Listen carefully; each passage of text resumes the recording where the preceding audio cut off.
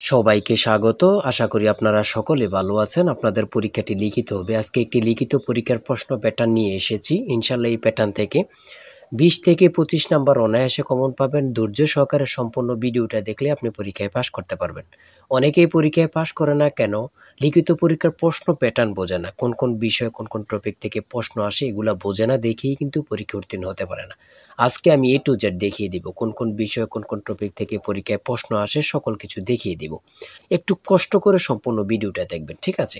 সর্বপ্রথম বলে রাখি লিখিত পরীক্ষাটা কি, সেটা হচ্ছে সন্ধি বিচ্ছেদ, বাগধারা, তারপরে রয়েছে কারক বিভক্তিকরণ, তারপরে রয়েছে এক কথায় প্রকাশ এবং কি বিপরীত শব্দ। শর্ট করে একটি ইংরেজিতে প্যারাগ্রাফ থাকতে পারে, প্রিপোজিশন, আর্টিকেল, ভয়েস থেকে থাকবে, অঙ্ক থেকে থাকবে, সর্বশেষ সাধারণ জ্ঞান থেকে থাকবে। এতটুকুই কিন্তু লিখিত পরীক্ষা, ঠিক আছে? আর সম্পূর্ণ প্যাটার্নটা দেখিয়ে দিব, বুঝিয়ে দিব। তার আগে বলে রাখি, আপনারা যারা পরীক্ষা দেবেন আপনাদের জন্য শর্ট করে পরীক্ষার প্রশ্ন প্যাটার্ন যেমন থাকবে সেম প্যাটার্নে আমরা একটি চূড়ান্ত সাজেশন তৈরি করেছি। সাজেশনটা নিতে স্ক্রিনে দেওয়া হোয়াটসঅ্যাপ নাম্বার রয়েছে, ইমো নাম্বার রয়েছে, দুটোর মধ্যে যে কোনো একটি মেসেজ করে সাজেশনটি সংগ্রহ করুন।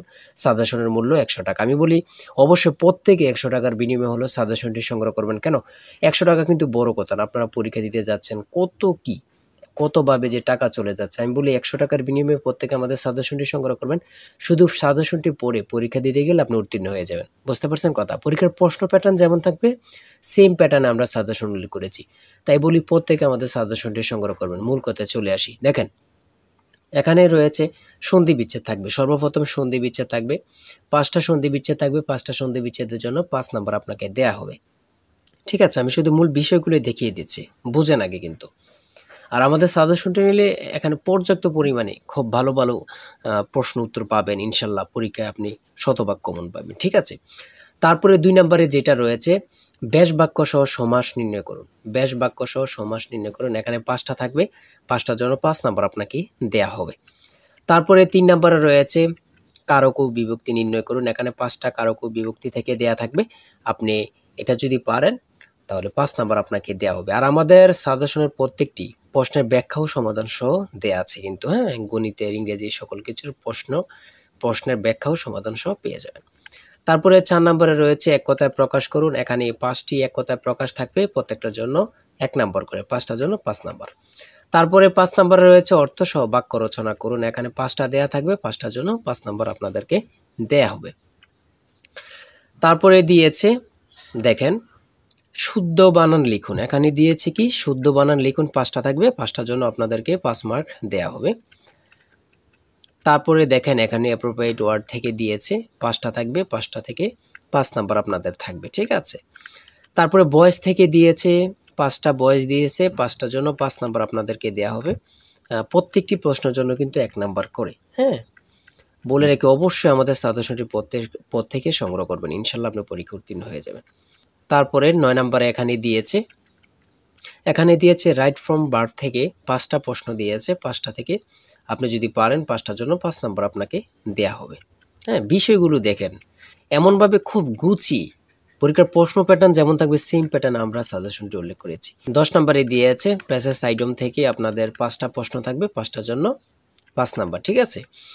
তারপরে 11 নম্বরে দিয়েছে কারেক্ট স্লিপিং এখানে ইনকারেক্ট দিয়েছে, আপনারা কারেক্ট করতে হবে। 5টার জন্য 5 নাম্বার আপনাদেরকে দেওয়া হবে। আর ট্রান্সলেট 12 নম্বরে রয়েছে ট্রান্সলেট, প্রত্যেকটা প্রশ্ন এবার লিখিত বলেন, প্রত্যেকটা পরীক্ষা লিখিত বলেন, এমসিকিউ বলেন, প্রত্যেকটি পরীক্ষা কিন্তু ট্রান্সলেট থেকে থাকবেই। 2 নাম্বার বলেন, 5 নাম্বার বলেন, থাকবেই, ঠিক আছে? এই 5টা প্রশ্নের জন্য 5টা ট্রান্সলেটের জন্য আপনাকে 5 নাম্বার দেয়া হবে। তারপরে 13 নাম্বার গণিত এখান থেকে শুরু হয়েছে। লঞ্চ ও স্রোতের গতিবেগ যথাক্রমে ঘন্টায় 12 কিলোমিটার ও 4 কিলোমিটার নদীপথে কিলোমিটার অতিক্রম করে পুনরায় ফিরে আসতে কত সময় লাগবে? এখানে কিন্তু সমাধান দেয়া আছে, আপনারা অঙ্কটির সমাধান দেখে নিলেই বুঝতে পারবেন। এদিক দিয়ে এতটুকু সমাধান দেয়া আছে, বাকি অংশটুকু এখানে সমাধান দেয়া আছে, ঠিক আছে? হ্যাঁ, এই অঙ্কটি প্রত্যেকটি অঙ্কের জন্য 5 নাম্বার করে আপনাদেরকে দেয়া হবে খুব সুন্দরভাবে। তারপরে 14 নম্বর রয়েছে একটি গড়ের দৈর্ঘ্য প্রস্থে 3 গুণ প্রতি বর্গাকারে 7.50 টাকা দরে গড়টি মেঝে কার্পেট দিয়ে টাকাতে মোট 1102.50 টাকা ব্যয় হয়। গড়টির দৈর্ঘ্য প্রস্থ নির্ণয় করুন। এখানে সমাধান দেয়া আছে, আপনারা সমাধানটা দেখে নিলে বুঝতে পারবেন। ঠিক আছে, সমাধানটা দেয়া আছে। তারপরে 15 নম্বরে আরেকটি অঙ্ক দেয়া আছে, অঙ্কটির সমাধান দেয়া আছে, দেখে নেন। 16 নম্বরে রয়েছে একটি নির্দিষ্ট স্থান থেকে দুইটি রাস্তা 120 ডিগ্রি কোণে চলে গেছে। দুইজন লোক ওই নির্দিষ্ট স্থান থেকে যথাক্রমে ঘন্টায় 10 কিলোমিটার ও ঘন্টায় 4 কিলোমিটার বেগে বিপরীত দিকে রওনা হলো।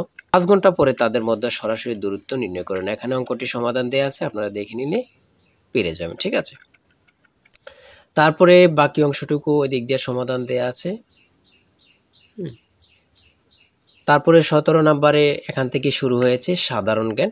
বাংলাদেশের মুক্ত বাজার অর্থনীতি কত সালে চালু হয়? সেটা হচ্ছে 1991। সংবিধানের কোন অনুচ্ছেদে পরিবেশ, বন ও জীববৈচিত্র্য সংরক্ষণ ও উন্নয়নের কথা বলা হয়েছে? 18। পৃথিবীর একক বৃহত্তম ম্যানগ্রোভ বন কোনটি?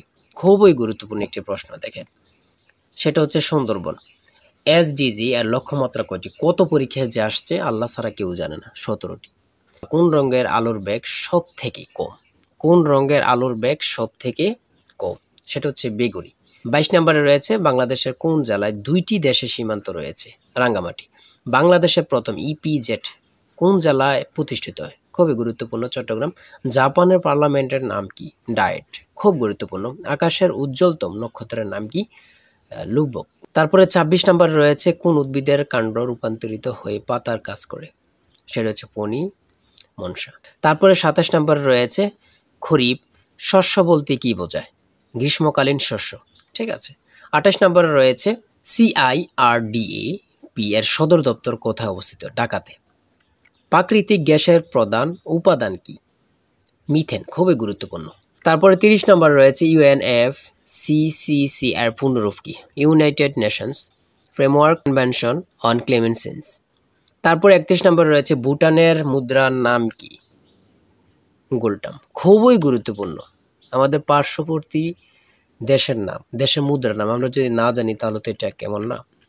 সর্বশেষ 32 নম্বরে কিছু অংশ দিয়েছে, সেটা হচ্ছে জলবায়ু পরিবর্তনের বিরূপ প্রভাব নিরসনে উপকূলীয় বনায়নের গুরুত্ব কি, বা এখানে অনুচ্ছেদ একটি দিতে পারে, শর্ট করে 5 নম্বর এখানে দেয়া থাকবে। এটা থাকতেও পারে, না থাকতে পারে, এটা নিয়ে কোনো টেনশন নেই। সর্বশেষ সাধারণ জ্ঞান থাকবে। ঠিক আছে, যারা চূড়ান্ত সাজেশনটি সংগ্রহ করতে চান এই নাম্বারে হোয়াটসঅ্যাপ ইমোতে মেসেজ করে দ্রুত আমাদের সাজেশনটি সংগ্রহ করুন, ইনশাল্লাহ আপনি পরীক্ষা উত্তীর্ণ হবেন। আবারও বলে রাখি, প্রত্যেকে সাজেশনটি সংগ্রহ করবেন, 100 টাকা কিন্তু বড় কথা। ভালো থাকবেন, সুস্থ থাকবেন। ভালো লাগলে চ্যানেলটি সাবস্ক্রাইব, পেজটি ফলো দিয়ে আমাদের সঙ্গে থাকবেন। আল্লাহ হাফেজ।